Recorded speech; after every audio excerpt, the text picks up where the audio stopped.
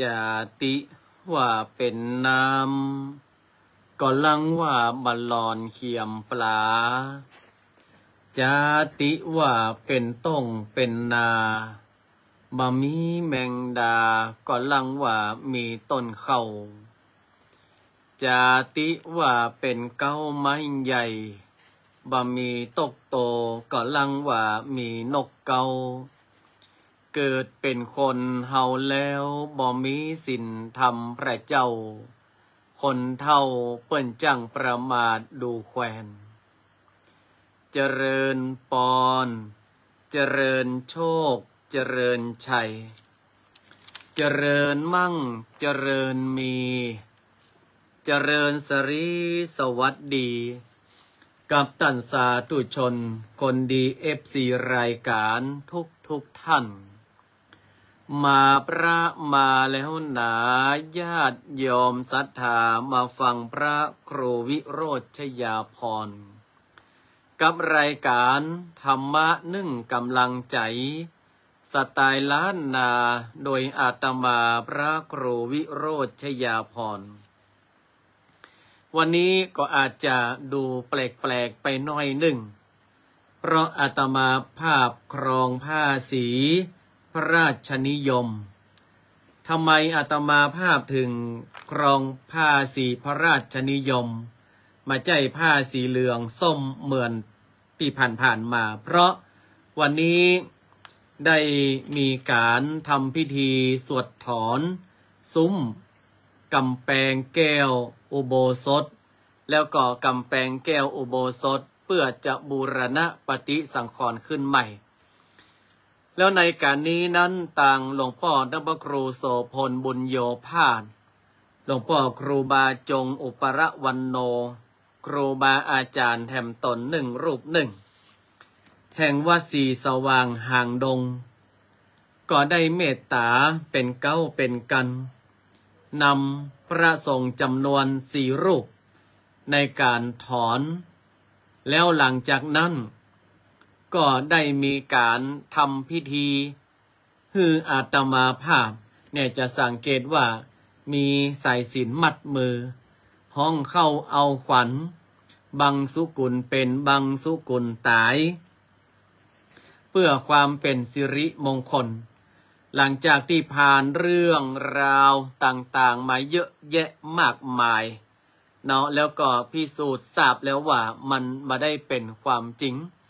ดังนั้นครูบาอาจารย์เปิ้นก็เลยประกอบพิธีแล้วชุดที่อาตมาภาพครองสำหรับทำพิธีนั้นเปิ้นก็เอาไปขว้างไปทิ้งตามความเชื่อในการประกอบพิธีกรรมแล้วให้อาตมาภาพใส่ผ้าใหม่ชุดใหม่เพื่อความเป็นสิริมงคลก็อาจจะ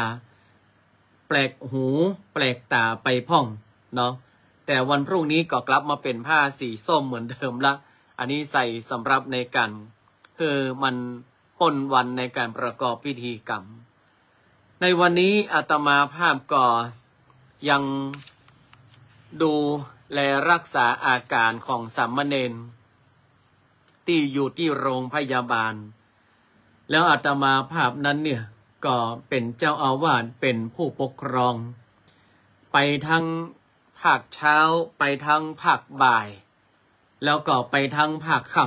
ำสามเณรเวลาหันอาตมาภาพไปแอวไปเยี่ยมไปเยียนก็ดูมีกำลังใจวันนี้หมอเปิ้นก็ได้ถอดสายน้ำเกลือละแต่ก็ต้องนอนเพื่อที่จะเติมน้ำยาฆ่าเชื้อให้ครบเนาะเติมน้ำยาฆ่าเชื้อไปเดี๋ยวอาตมาภาพก็จะมาอู้ให้ฟังแล้วก่อนที่จะกลับเจ้าหน้าที่พยาบาลของโรงพยาบาลเพิ่นก็ได้ถือใบมาหาอาตมาภาพว่าใครเป็นผู้ปกครองของสามเณรเจ้าอาตมาภาพก็บอกว่าอาตมาภาพเนี้ยเป็นผู้ปกครองสามเณรเพิ่นก็บอกว่าสามเณรเนี่ยเปิ้นบ่มีสิทธิเนาะเพราะว่า1เปิ้นเป็นคนที่ราบสูงง่ายๆก็คือว่าเปิ้นบ่ได้มีสิทธิหยังแต่สามเณรอาตมาภาพมีหัวจีหมายความว่า ถูกต้องตามกฎหมายเพื่อการศึกษาเราเรียนก็ไม่ได้มีสิทธิ์ที่จะไปลดหย่อนในการรักษาพยาบาลอาตมาภาพก็ยินดีที่จะจ่ายค่ารักษาพยาบาลเพื่อที่จะ1เป็นการรักษาสามเณรเพื่อมีสุขภาพที่แข็งแรงหายดีขึ้นแล้ว2ก็ถือว่าเป็นการจ่ายค่ายุกกายาให้กับโรงพยาบาลไปเปิ้นก็เอาใบมาให้อาตมาภาพไปจ่ายค่ารักษาพยาบาลอยู่ที่9,000 กว่าบาทสถาญาติโยมเปิ้นก็บอกเปิ้นก็หันสีหน้าอาตมาภาพเนาะ เจ้าหน้าที่พยาบาลเปิ้นก็ดีเนาะที่โรงพยาบาลป่าซางนี่นะเจ้าหน้าที่เปิ้นก็ดีเปิ้นบอกว่าท่านเจ้าถ้าหากว่าท่านจ่ายบ่ไหวก็ให้ท่านไปอู้กับเจ้าหน้าที่การเงินเปิ้นเจ้าเปิ้นตึงจะมีคำแนะนำนะอาตมาภาพก็บอกว่าอนุโมทนาเนอะท่านเจ้าหน้าที่พยาบาลก็ดีแต่ดีว่า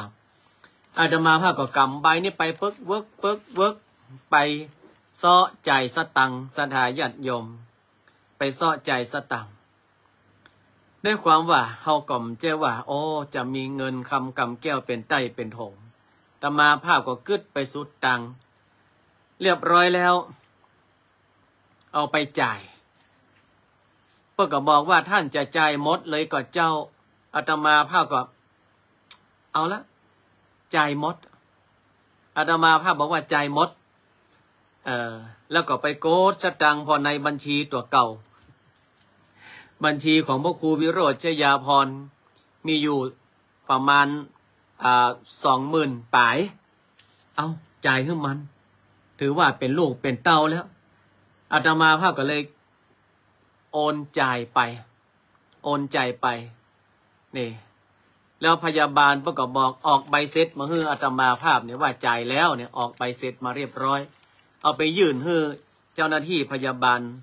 ที่เปิ้นรักษาสามเณรเจ้าหน้าที่ก็บอกว่าอ๋อเรียบร้อยเจ้าท่านแต่ว่าอันนี้ก็คือสำหรับ2 วันแรกอยู่สถาญาติโยม ยังบ่ได้รวมวันต่อไปบอกว่าเนนจะได้นอนกี่วันจะต้องได้เติมน้ำยาฆ่าเชื้อไปแหมเต้าใดก็ยังว่านั่นล่ะอาตมาภาพก็มาใจว่ามีเงินคำกำแก้วอย่างหลายวัดวาอารามก็อยู่ในป่ามะลำไยเพ่ก็เลยคบเกี่ยวฟันว่าขอประชาสัมพันธ์บอกบุญกับสถาญาติโยมว่าท่านใดที่จะช่วยรักษาพยาบาลพระสงฆ์องค์สามเณรโดยเฉพาะเนนที่เปิ่นเดินทางมาจากที่ไกลเพื่อมาศึกษาเราเรียนเนี่ยแฮมบากิวันเขาจะสอบนักธรรมแล้วนักธรรมจันโทแล้วอาตมาภาพก็ไผจะว่าก็จ้างเตอะเนาะแต่เฮาบ่มีก็คือเฮาบ่มีนั่นล่ะก็เลยประชาสัมพันธ์ไปก็มีศรัทธาญาติโยมก็ได้ให้หอมกันมาเนาะมีเนี่ยหันโยมสุภัทราวีระอนันตวัฒน์นี่อันนี้ก็หอมบุญอาตมาภาพมาโดยตลอดนี่500 บาทก็ต้องขออนุโมทนาแล้วก็หันโชเฟอร์ว่าโยมแม่สุแก้วโทรมานะเพราะว่าอาตมาภาพก็เมาวิ่งเอกสารเนาะก็เอาโทรศัพท์ไว้ที่เขาแล้วก็ไปวิ่งเอกสารนั่นโน่นนี่หลายสิ่งหลายอย่างดีมันเป็นเมื่อคืนเนาะคิวมันมาปอยยาวจะอีนะก่อนเนี้ยสดาญาติโยมเพิ่มว่าคนเฮาเนาะเมื่อได้มาอยู่ในประห้องว่าครอบครัวแห่งธรรมครอบครัวแห่งพุทธบุตรขององค์พระสัมมาสัมพุทธเจ้าแล้วก็ต้องช่วยเหลือกันไปอาตมาภาพมานั่งกึดในขณะที่หมอเปิ้นฉีดยาแล้วก็ให้ยาฆ่าเชื้อเนี่ยก็มาอ่านว่าการรักษาพยาบาลภิกษุสามเณรผู้อาพาธนั้นมันจะมีอานิสงส์ประการใดก็มาพอในที่ไปที่มาก็มาปะว่าอันนี้กล่าวอยู่ในพระไตรปิฎกนะเพิ่นกล่าวว่าในสมัยก่อนเนี่ยสมัยที่พระพุทธเจ้าของเฮายังตนก็ว่ายังมีพระชนชีพอยู่เนี่ยยอมแม่เราวันที่เราวงมาว่าใจบาท30 บาทเจ้าท่านเนนบะมีครับแม่เป็นที่ราบสูงเนาะเพิ่นเดินทางมาจากที่ไกลบ่ได้สิทธิ์นั่นนะครับ ก็เลยต้องใจเต็มอันนี้ปรากฏอยู่ในพระไตรปิฎกมีอยู่ครั้งหนึ่งองค์พระสัมมาสัมพุทธเจ้าเนี่ยได้เสด็จไปณวัดแห่งหนึ่งไปพบว่ามีพระภิกษุรูปหนึ่งอาพาธด้วยโรคท้องร่วงหมายความว่าเป็นลุต้องนะโรคท้องร่วงนอนจมบะหมี่แห้งจะไปถ่ายอู้ง่ายๆสุมาเตอร์ถ้าใครกินข้าวอยู่ก็คือนอนจมขี้จมเยี่ยวอยู่ฮะเนาะเมนบึ้งพระพุทธองค์นั้นก็คือพระอานนท์เนี่ยปาตุเจ้าหรือว่าภิกษุรูปนั้นไปอาบน้ำชำระล้างร่างกายฮือสะอาดแล้วก็ช่วยกันเพียวยังกุฏินั้นพระพุทธเจ้าก็ได้เรียกประชุมคณะสงฆ์แล้วก็ถามว่าท่านทั้งหลายรู้หรือไม่ว่ามีตุเจ้าอาพาธบาสบายอยู่ในกุฏินี้ตุเจ้าทั้งหลายบอกว่ารู้พระพุทธเจ้าข้าเอารู้แล้วทำไมมาเข้าไปช่วยเหลือเกื้อกูลกันเลยล่ะตุเจ้าทั้งหลายก็นิ่งเงียบอยู่พระพุทธองค์ก็ทรงตรัสว่าดูก่อนภิกษุทั้งหลายพวกเธอบะมีมารดาบะมีบิดาผู้ใดเล่าจะพึงพยาบาลพวกเธอถ้าพวกเธอมาพยาบาลกันเองหมายความว่าพระพุทธองค์ทรงตรัสว่าเฮามาอยู่วัดเนี่ยบางคนก็อยู่ไกลพ่อไกลแม่ไกลครอบครัวเหมือนอาตมาภาพเนี่ยพ่อแม่ก็อยู่สันต้นมือปุ่นอำเภอแม่อายปุ่นสามเณรตั้งหลายเนี่ยพ่อแม่เปิ้นอยู่บนดอยปุ่นพ่อแม่เปิ้นอยู่ที่ไกลปุ่นมาสามารถข้ามเขตข้ามแดนมาได้เนี่ยเปิ้นเลยบอกว่าเป็นคนบ่มีพ่อบ่มีแม่หมายความว่าบ่มีพ่อบ่มีแม่อยู่ตัวแล้วเจ็บเป็นเย็นอุ่นเนี่ยใครจะมาช่วยรักษาพยาบาลใครจะมาช่วยดูแลถ้าตุเจ้าหมู่เดียวกันมาช่วยกันดูแลภิกษุทั้งหลายตถาคตจะกล่าวว่าท่านทั้งหลายนั้นโดนปรับอาบัติแล้วป้นฮ้องว่าโดนปรับอาบัติทุกกฎอาบัติทุกกฎนี้เป็นอาบัติสถานเบาสดาญาติโยมทั้งหลายทางวัดเนี่ยที่บัดสนใจดูแลเนี่ยพระพุทธเจ้าปรับอาบัติทุกกฎแล้วก็บอกว่าใครที่ดูแลภิกษุสงฆ์อาพาธเท่ากับดูแลเราตถาคตมีคนให้ดูแลพระพุทธองค์เนี่ยเยอะแยะมากมายแต่ว่าบักให้ดูแลซึ่งกันและกันมัวแต่ทำภาระหน้าที่ของตัวเก่าพระพุทธองค์ทรงตรัสเช่นนี้สถาญาติโยมทั้งหลายแล้วก็มอบให้ตุเจ้าสังฆพระสงฆ์องค์เนรในวัดในวาเนี่ยช่วยเหลือดูแลซึ่งกันและกันจนกว่าจะตายจากกันไปพูดนะถ้าหากว่ายังอยู่ในวัดในวายังเป็นพระเจ้าพระสงฆ์องค์สามเณรอาตมาภาพก็ดีใจว่าอาตมาภาพได้ทำตามที่พระพุทธองค์ทรงตรัสไว้อาตมาภาพได้ทำหน้าที่ได้ดูแลรักษาอาตมาภาพไปถึงเนี่ยแต่เจ้านี่นะอาตมาภาพไปเจ็ดหน้าเจ็ดตาฮือกับสามเณรแล้วก็ในส่วนที่เป็นแข้งเป็นขาเป็นตีนนั่นก็คือเปื่อนสามเณรเป็นคนเจ็ดอาตมาภาพไปเจ็ดหน้าเจ็ดตาสามเณรเปิ้นก็น้ำตาซึมสถาญาติโยมท่านพระครูบาหน่อยบุญคุ้มสามเณรน้ำตาซึมอาตมาภาพก็ถามว่าทำไมน้ำตาซึมเนนบอกว่าก็บาได้เกยกึดว่าพระอาจารย์จะทำขนาดนี้อาตมาภาพบอกว่าให้ถือเสียว่าพระอาจารย์เหมือนพ่อเหมือนแม่สู่เขานี่เป็นลูกพระอาจารย์มดเจ็บเป็นเย็นอุ่นเนนเพิ่งก็รู้นะว่าเสี่ยงสตังไปเก้าปันป่ายเนี่ยเนนเพิ่งบอกว่าแล้วถ้าหากมีโอกาสเวลาผมจะหาคืนพระอาจารย์นะครับอาตมาภาพบอกว่าเนนอันนี้คือเนนอายุ15อาตมาเพราะว่ามาต้องนะลูก ขอให้เธอรักษาร่างกายให้หายแล้วกลับไปศึกษาเล่าเรียนให้มันจบตามที่เราวางเป้าหมายเอาไว้พระอาจารย์มาใจกึดว่าจะต้องมาตอบแทนตอบไส้มันก็จะวนเวียนกันอยู่เนี่ยป้าก็ยกมือไหว้อาตมาภาพทั้งที่มือหนึ่งก็ใส่น้ำเกลือมือหนึ่งก็ใส่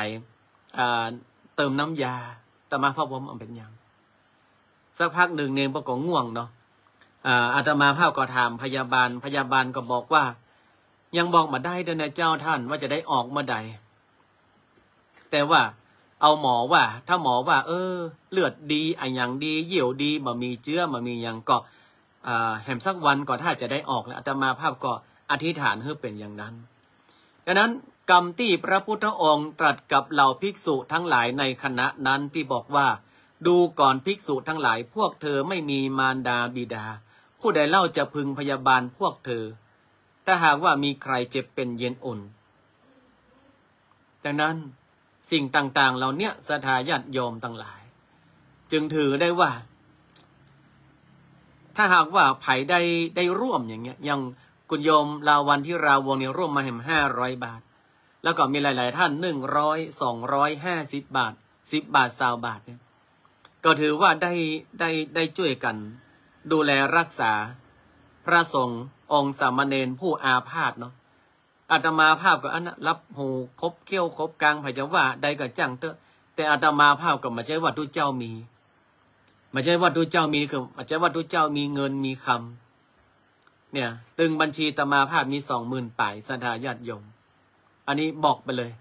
เพราะว่าบัดเดียวเนี่ยการทำบัญชีทุกสิ่งทุกอย่างเปิ้นแจ้งยังไฟใส่ยังน้ำก็ดูแลกันไปรักษากันไปหลายๆคนบอกว่ายังบ่เบิกเงินวัดก็มาใจมีเงินหลายศรัทธาญาติโยมจะต้องจ่ายก่าที่เปิ้นจะมารื้อถอนกำแพงอยู่อันใดที่อาตมาภาพมาอยากจะเบียดบังเงินวัดก็มาให้เบียดบังแต่ใดเนาะอันนี้ก็ถ้าหากว่าได้รับสายบุญสายกุศลจากศรัทธาญาติโยมก็อนุโมทนาเนาะแต่ก็ต้องเข้าใจเนอะว่าอาตมาภาพก็มาได้ว่าเป็นทุเจ้ามีเงินเนาะมีต่อใดก็ดูแลรักษาไปแล้วก็มาอยากจะไปเอาอย่างกับเงินวัดในช่วงนี้เพราะว่าก็บ่ค่อยมีเหมือนกันเพราะว่าวัดก็เป็นวัดบ้านนอกกันเนาะไม่ใช่วัดที่อยู่ในขอกในเวียงอันนี้ก็ถือว่าอนุโมทนาแล้วอาตมาภาพไม่ใช่ขายเนอะว่าบางคนนี่เป็นอคติเนี่ย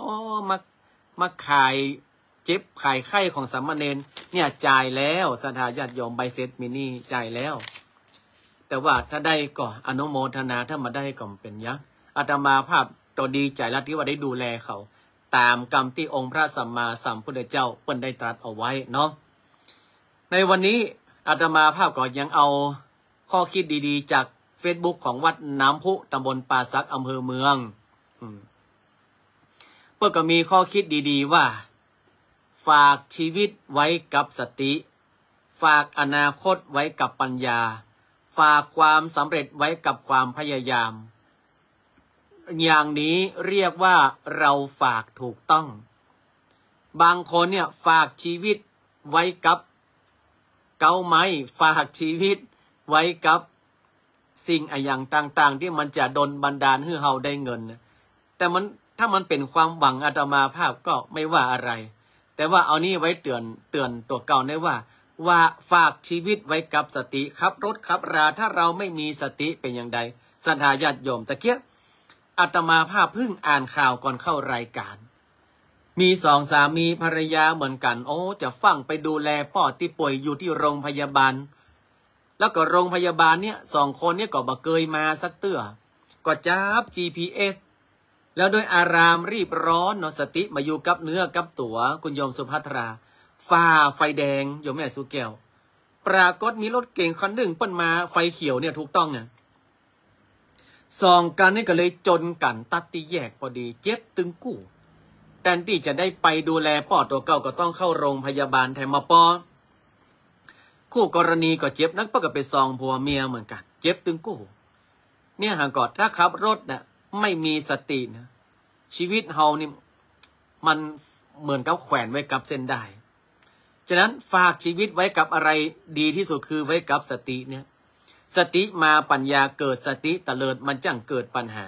จะข้ามถนนหนทางมองซ้ายมองขวาเนี่ยเฮามีสติเปิ้นมีทางม้าลายก็ไปข้ามทางม้าลายเปิ้นมีสะพานลอยก็ไปข้ามสะพานลอยหลายๆคนขี้ค้านข้ามหล่นหันว่ามันอยู่ไกลแต่อย่าลืมนะว่าบางทีบางครั้งเนี่ยความเร็วของรถเนี่ยมันไวกว่าสายตาของเราเนี่ยฉะนั้นฝากชีวิตไว้กับอะไรดีก็คือฝากไว้กับสติมีไฟไหม้อีกอะมีไฟไหม้ที่อู่ซ่อมรถเนาะมีอีแม่คนหนึ่งเปิ้นอยู่ในอู่ซ่อมรถนั่นน่ะกับหมาตัวหนึ่งหมายความว่าเหมือนกับแม่เจ้าของอู่ซ่อมรถนั่นแหละอยู่กับหมาพันธุ์ไซบีเรียนในขณะนั้นได้ยินเสียงระเบิดตึ้งก็เลยออกมาพอหันเปลวไฟลุกตีถังเก็บน้ำมันเก่าซะท่าแล้วมันลามไวมากอีแม่นั้นตั้งสติได้รีบไปปลดโซ่ที่มัดหมานั่นนะแล้วก็เฮ้หมามันวิ่งนำอีแม่ก็กำโซ่นะมูซัดแมงนี่มันหูว่าตังออกอยู่ตังใดอยากอีแม่นั้นก็กำโซ่หมาหล่นตัวหมานั้นนะก็ลุกตึกตักอย่างใดก็บอกว่าสุดท้ายรอดชีวิตทั้งหมาทั้งคนนะถ้าเฮาบ่มีสติแล้วเอาแหละเป็นสเปะสปะให้หุยช่วยน้อยไฟไหมช่วยน้อยไฟไหมแทนที่จะเอาตัวเก่าออกมาจากตรงนั้นมาหุยอยู่ที่เก่าช่วยน้อยไฟไหมช่วยน้อยไฟไหมเพื่อเพื่อจะมาช่วยมันเหลือกับขี้เต่าแล้วมาใจบ้านนะไอ้คนหุยนั่นเนี่ยใจสติคือนักที่สุดนัตถิปัญญาสมาอาภาแสงสว่างเสมอเหมือนด้วยปัญญาไม่มีถ้าอีแม่อายุ70 กว่าปีนี่ปล่อยมือจากหมามันหล่นไปคนเดียวมันหูตังออกมันหล่นไปคนเดียวมันอีแม่นั้นก็ตายอย่างเดียวอันนี้ประเดิมมาปล่อยหมาไปทางใดเจ้าไปทางนั้นนะอีสุดท้ายซดออกมาได้ปลอดภัยทั้งคนทั้งหมาท่านก็นี่ก็คือฝากชีวิตไว้กับสติฝากอนาคตไว้กับปัญญาสถาญาติโยมมันมีเพลงอยู่เพลงหนึ่งมันบอกว่าทำวันนี้ให้ดีแล้ววันหน้าเราจะได้ดีถ้าเราทำวันนี้ไม่ดีวันหน้าเราก็จะไม่ดีหมายความว่าอย่างเฮาใจชีวิตอยู่กับปัญญาแก้ไขปัญหาไปเรื่อยเฮาใจชีวิตอยู่กับปัญญามาไปโอดครวนมาไปสักอย่างนะเนี่ยฉะนั้นถ้าเรามีปัญญาเข้ามากำกับศรัทธาญาติโยมทั้งหลายอาตมาภาพจะเล่าให้ฟังมันมีเรื่องอยู่เรื่องหนึ่งมีเรื่องอยู่เรื่องหนึ่งมันด่าเมียมันให้อึกนะเมียมันให้มาอึกอะผัวมันก็สะดุ้งเฮ้อสูให้อะยังมาเดียวเนี่ยมันกำลังลุกโต่งหันเมียมันนั่งให้อยู่หัวคันไดเนาะบัดเดียวนี่นะสูหลานเฮาตายแล้วเนอะสูเนอะข้าถึงทำใจมาได้เฮ้ยหลานเฮาตายพ่อใจคนนั้นก็งงอ่ะสูถ้าเฮาไปมีหลานเมื่อใดอีน้อยมันยังมาแต่งงานเด้อหรอมาได้ข้าทำใจถึงมาได้เอาสู่ตั้งใจตั้งสติตั้งอย่างสู่ลองเล่ามาก่อนว่ามันเป็นอย่างใดบัดเดียวเนี่ยเรื่องราวมันเป็นอย่างใดมันเป็นอย่างข้าจะเล่าให้สู่ฟังเนี่ยให้เล่าตัวให้ตัวข้าฝันว่าอีน้อยมันแต่งงานแล้วมันต้องแล้วมันข้าก็บอกโหจะแยะใดมันผันเลิศอยู่จานเฮือนหั่นจานเฮือนก็คือชานที่เป็นใจล้างถ้วยนะลูกมันแท้งสูใครเอ็นดูโอ้แปลว่าอีแม่นั้นฝันว่าลูกไม่ยิงมันไปแต่งงานแล้วท้องแล้วก็ผะเลิศหรือว่าลื่นล้มจนแท้งลูกอันนี้คือในฝันให้ห้องพ่อใจคนนั้นก็บอกว่าสู่เฮ้ยง่าวเรือสู่นี่มีในโลกนี้แล้วให้กับกำฝูกำฝันง่าวเรือสู่มามีในโลกนี้แล้วนี่ไม่ยิงนั่นก็ให้อึกอย่างนั้นนะพ่อใจนั่นก็เตียวออกไปเลยจมอยู่กูได้เมียเหงาก็เหงาไปเหงาแตะเหงาว่านะให้ก็กำฝันก็มีเนี่ยไผถึงเหมือนเหงามาเปียงเต่าเมียกูละเนี่ยมันจมไปนะในขณะนั้นกำลังจมไปเนี่ยหันมีคนเอาน้ำคุหรือว่าถังศรัทธาญาติโยมต่างหลายเอามาตากแดดนั่งสะกามก็ย่งน้ำคุเปล่าเนี่ยปิดเข้าไปในเฮือนแล้วก็ออกมาตากแดดทำไม พ่อใจคนนั้นก็เลยถามว่า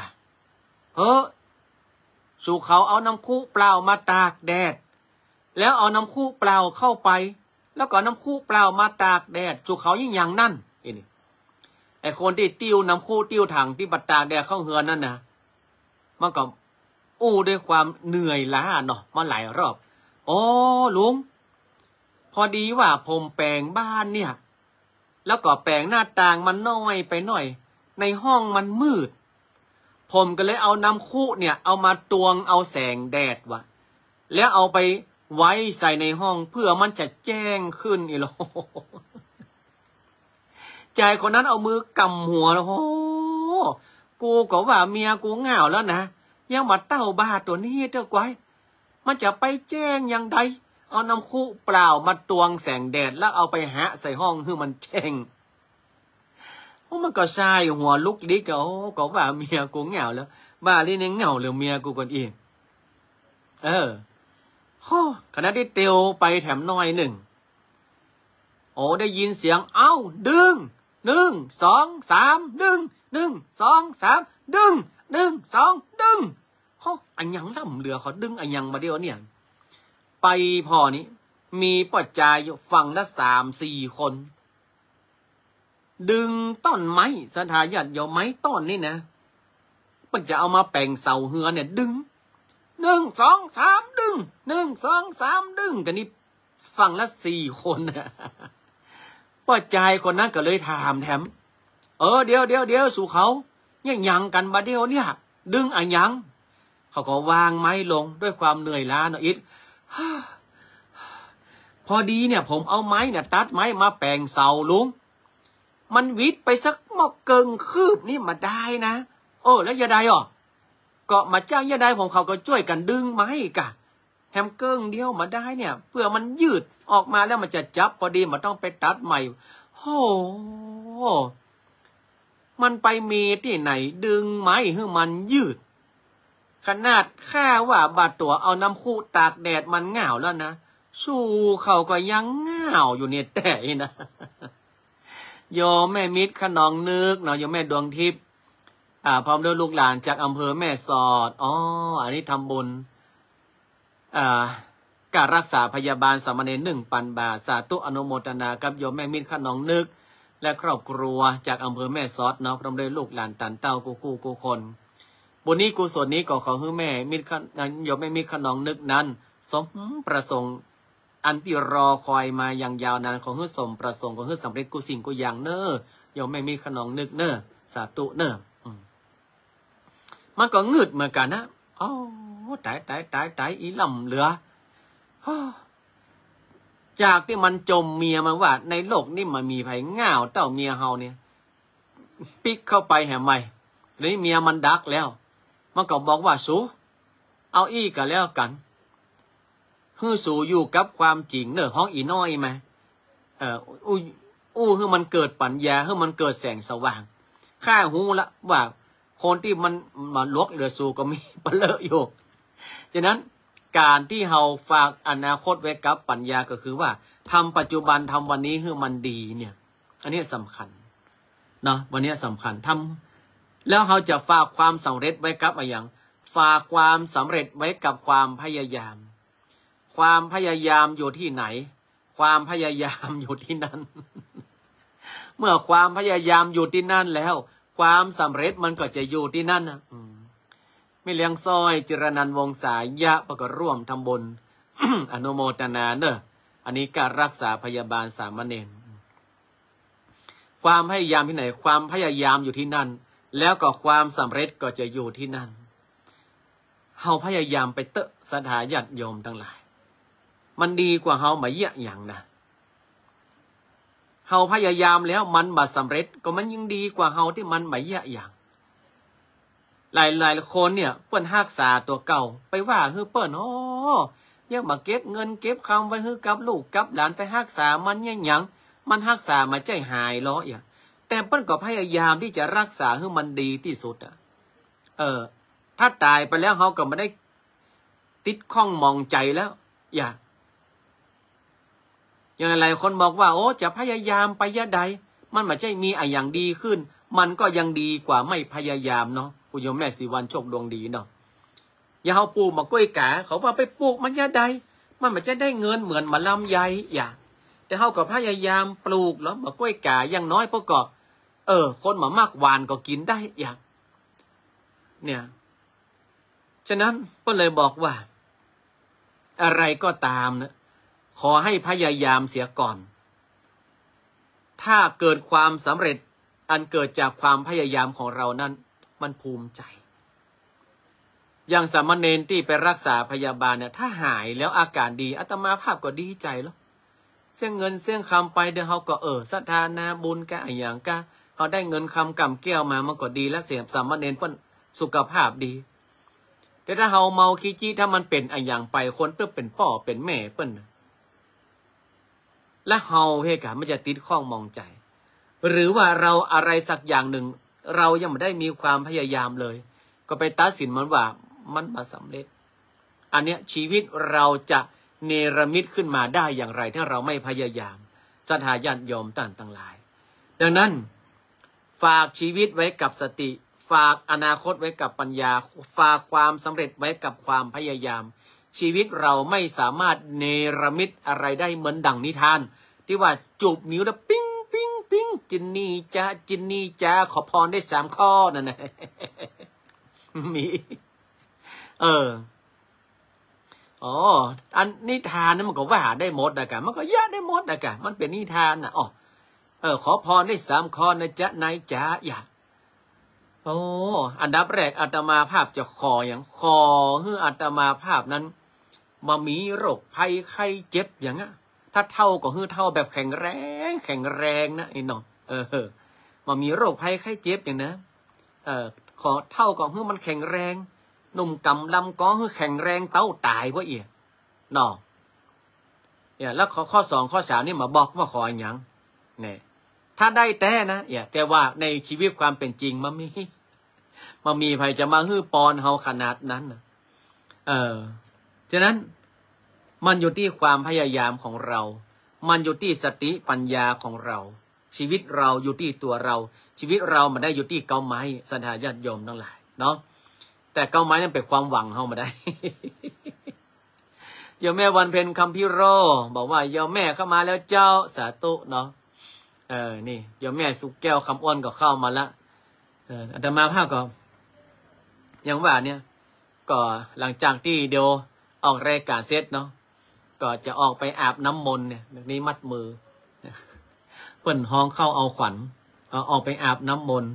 แล้วก็จะปีกมาแต่มาภาพก็ยังถามว่าสบายแต่ก็ยังบัดสบายแต่เตื้อเพราะว่ายังบ่มีโอกาสได้พักผ่อนเต็มเตื้อเนาะที่จริงเพิ่นก็กินยาแล้วก็พักเนี่ยแต่ว่าอาตมาภาพต้องกินยาแล้วก็ทำงานกินยาแล้วก็ทำงานเพื่ออย่างหนึ่งทำงานอาตมาภาพจำไว้เสมอว่าจงก้าวไปแม้ไฟจะไหม้โลกจงก้าวไปแม้โชคจะอับเฉา